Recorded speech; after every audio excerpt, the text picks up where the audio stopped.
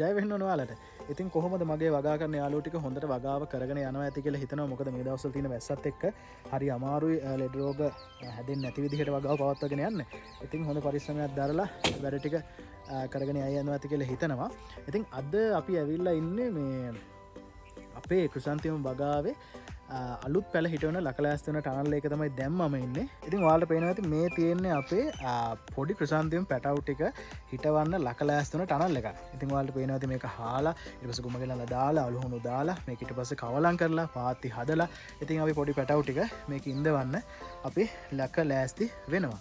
හරි පොඩි පැටව් කිව්වට බලන්න නැමක අපේ මේ පැටව් ටික කොහොමද ඉන්නේ කියලා ට්‍රේස් වල ඔයාලට පේනවා ඇති මේ කොල්ල පාටට ලස්සනට තනියෙන් හිටගෙන ඉන්න අපේ චූට් පැටව. දැන් අපි පැටව් ටිකට හයි පාරක් දැම්මනේ. හරි දැන් අපි යන් අපේ පැල හිටවගෙන යන ටනල් එකක් ඇතුළට.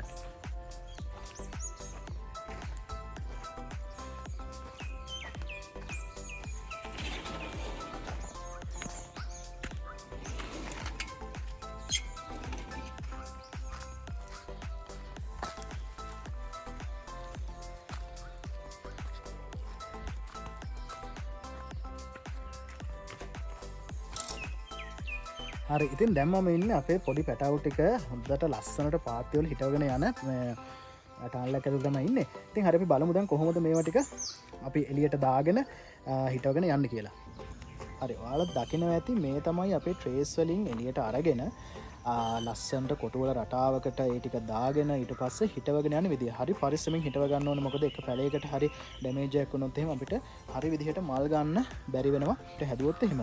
ඉතින් ඔයාලට පේනවා ඇති මෙන්න මේ විදිහට තමයි අපි ක්‍රිසාන්තිමම් පැල කරගන්නේ. හරි දැන් අපි බලන්න යන් කොහොමද මේ හිටවල මාසයක් විතර ගෙවුනට පස්සේ පැල ටික තියෙන්නේ කියලා.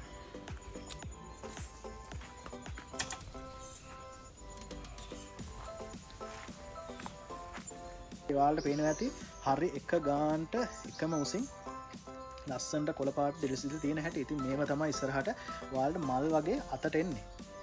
මේ අපි කිව්වට ඔයාලා බලනවාද කොහොම අනිත් කෙනා කොහෙද කියලා. ඉතින් ඔයාලට පේනවා ඇති ඈතින්ම පැටව ටිකට වතුර දාලා ඉන්නවා.